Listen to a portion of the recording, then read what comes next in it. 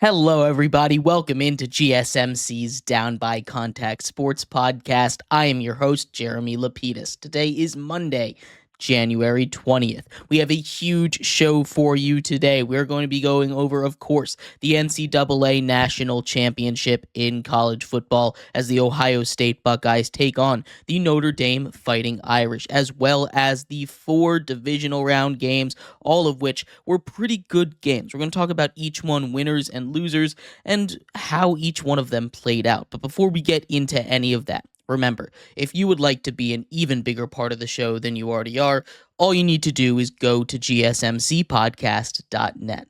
Or if you are on YouTube, you can use that super chat feature. If you do either of those two things, a message should pop up on the bottom of the screen for you, me, and everybody else around the world to see.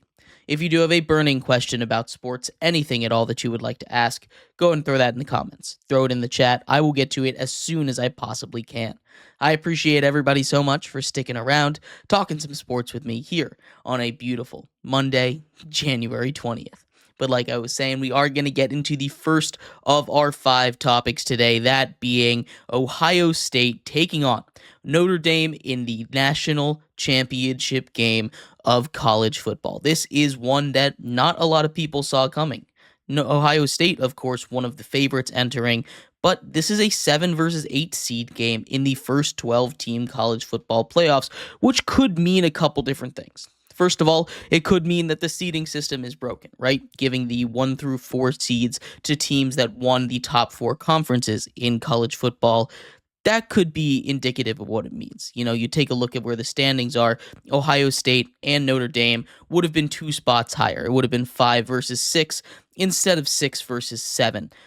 Or instead of 7 versus 8, excuse me. But this is where we're at now. The other one it could say is that it gives teams like Ohio State and Notre Dame a chance to shine at a point where they would have been eliminated. Ohio State's a really good example of that. Losing to Michigan in the final week of the season, instead of having their season be over then, they now have the chance to fight for a national title, taking out the number 1 undefeated Oregon Ducks, taking out Tennessee, a strong SEC competitor, taking out just about the toughest competition on the way through, 2 SEC teams in Texas and Tennessee, and of course they take down their Big Ten rival foe this year, the number 1 team in the nation, in the Oregon Ducks.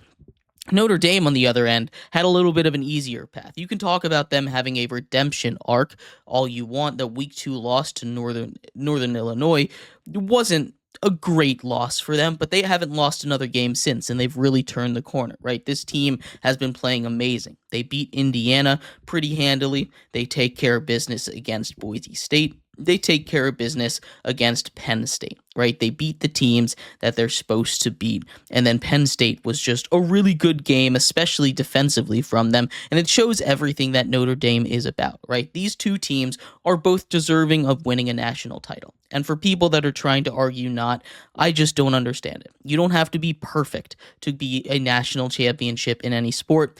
If it was, we already would have crowned Oregon, right? They went perfect in the regular season. They won the Big Ten title game, and they didn't lose a game in the regular season. They ended up getting killed by this Ohio State team, a team that they beat by 1 earlier on in the season. But this game should be really good. Ohio State comes in as huge favorites, favorited by 9 points by the books. You can find them at a lot of places. The over-under set at 45.5. But this is a game that, when you look on paper, there's a reason that Ohio State is as favored as it is, right? They are super, super lopsided on paper. You go just about down every single position battle, and Ohio State is going to win it, right? You go and look at the quarterbacks. You have Will Howard versus Riley Leonard, right? These 2 guys both transferred into these programs after last year. Riley Leonard coming over from Duke. He's been really good this season. He's a guy that, as a quarterback, as a leader, isn't going to be able to throw for 300 yards in a game, isn't going to throw for 4 touchdowns, but what he does do is he adds a dual threat on the ground. He's one of the best running quarterbacks in the nation. That's not to say he can't throw the ball either. He's been able to sling it a little bit. We saw it in the Penn State game, hitting a couple of clutch throws down the sideline, some beautiful placement that if it were anywhere else, it would have been intercepted, and he was the better quarterback in that game over Drew Aller, who a lot of guys thought could have been the best quarterback in this year's or next year's draft, an NFL's kind of guy. Riley Leonard outdueled him at the quarterback position just by throwing the ball. That's not including what he did with his legs, which was incredibly impressive as well.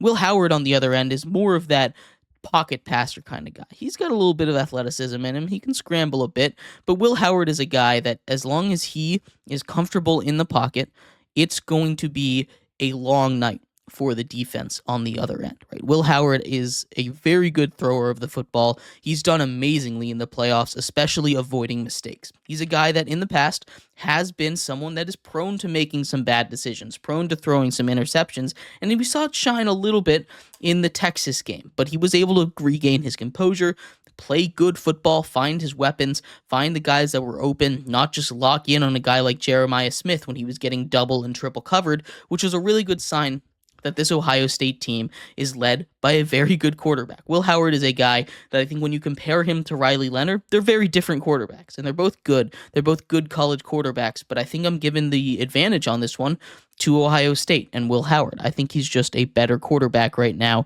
despite everything that Riley Leonard can do. The running back position is very interesting because you have two really good running backs in Travion Henderson and Quinshon Judkins for Ohio State. On one end, both of them are amazing. They're both dual threat guys coming out of the backfield in passing situations you don't want to see. They can be home run hitters at any moment. But on the Notre Dame side, you have Jeremiah Love. And Jeremiah Love is one of the best running backs in the nation. He's been playing on a bum knee basically all playoffs. He's supposedly 100% healthy. We'll see how that goes in the game. But Notre Dame is going to need him and his big playability, especially against a tough Ohio State run defense. He is going to be the one spot where I think he's the best running back. Now, if you go running back backfields, I think Ohio State has the advantage because you take two really good running backs in Judkins and Henderson as opposed to two good running backs over there in Notre Dame. But Jeremiah Love, I think, is the best running back out of all three of them. It's a tough battle there. Again, on paper, it goes to Ohio State again. All these guys do very different things good. They're very good pass catcher backs, those two at Ohio State. And Jeremiah Love can catch it a bit, but he's more of a bruiser, your traditional running back, running it between the tackles, breaking out those big runs. He is going to be a huge part if Notre Dame wants to stay in this game and wants to continue to be competitive with this Ohio State team. Now, at wide receiver, it's not nearly as close as that last two positions. Ohio State, wide receiver U, some people might say. They're in a battle there with LSU for that one, but they are dominant at that wide receiver position, potentially one of the best wide receivers in the entire nation at just 17 years old, Jeremiah Smith. You have Emeka Egbuka, and you have Carnell Tate, who had a huge game when both of those guys were seeing a lot of different coverages against Texas. These guys are just flat out better than Notre Dame. Now, Notre Dame's corners against Penn State's receivers, not at the same level, held them to 0 catches. So that is something that is a matchup to keep an eye on. It's going to be near impossible to do that to the wide receivers at Ohio State. That offense is just completely different than the one that Penn State runs. They're running it through their wide receivers a lot more than wide receivers being a byproduct of the offense like at Penn State. In this one, I'm curious how they're going to handle Jeremiah Smith. We talked about how Texas shut down Jeremiah Smith, holding him to 1 reception for 3 yards, but they had 3 or 4 guys on him at all time. Emeka Egbuka over there, they had double coverage on, which left guys like Carnell Tate wide open over the middle, and he feasted. He had a huge game, keeping them in the game. That's what they needed him to do. I'm curious how Notre Dame is going to handle this, because they have a very good defense too. Obviously, we saw how good their corners are. They're very opportunistic, especially in the secondary. You don't want to let them get those turnovers. You need to play smart football if you're Will Howard, but those wide receivers versus the corners are going to be the matchup that I'm watching the most tonight, at least when Ohio State is on offense. Now, talking a little bit more about the defenses, both of these defenses are some of the best in college football, right? Ohio State, one of the best in all of the nation. Same thing with Notre Dame. What they do great is just about everything, right? We just finished talking about the corners of Notre Dame, but their pass rush is crazy too. They were able to get a lot of pressure on every single quarterback that they faced, putting them under duress, especially in that Georgia game, leading to turnovers, which is what Notre Dame thrives on defensively. If Ohio State can play clean football, if they can hold up in protection just a little bit against those speed rushers of Notre Dame, I give them a pretty good shot to win, but Notre Dame's defense is going to make this a tough one. They're going to keep it close, and Ohio State's offense, which has been dominant against just about everybody, in the playoffs all year long, is going to not be as dominant in this one. We saw Texas start to slow them down. I think Notre Dame learns a little bit from their game plan and improves on it a bit and is able to slow them down even a little bit more. But that Ohio State defense is nothing to scoff at either. They have one of the best run defenses in the country, which is what Notre Dame is really good at. You can attack them at their corners. Corners are still pretty good, but I'd say if you're going to beat this Ohio State team, you need to be able to air it out, and I think that's just not going to happen with this Notre Dame team. I think Jeremiah Love and Riley Leonard are going to be able to keep it close with their ground game, but it's not going to be enough against this Ohio State defense that is just amazing in just about every single possible way you slice it. This game should be good. It should be close. I think it's going to be a defensive battle, lots of sacks, kind of a slow start to the game, which has not been Ohio State's MO. They can kind of get a little bit out of sorts if they don't get up to those quick starts like they have all playoffs long, and they can get a little bit non-aggressive. They need to stay aggressive against this Notre Dame defense, but I think Ohio State just has too many advantages at the end of the day. This game will be closer than 9 points, but I just can't see Ohio State losing to Notre Dame. I have Ohio State winning this game 28-24.